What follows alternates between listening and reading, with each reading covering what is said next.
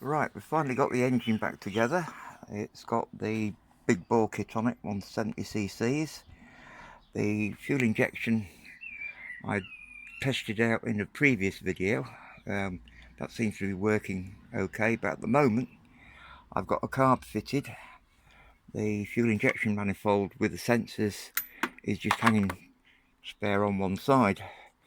Right, all I wanted to do was to prove crudely that the engine would fire up, and what I've done is my version of fuel injection, which I'm simply going to pour into the inlet manifold on the port that is usually used for the fuel tank.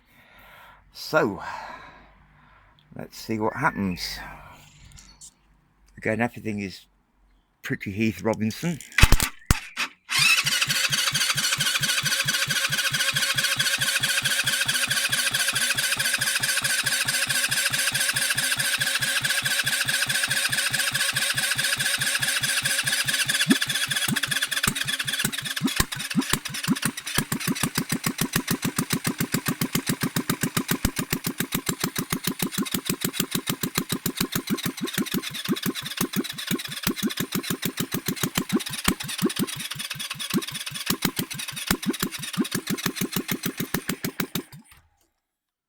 That's good enough for me.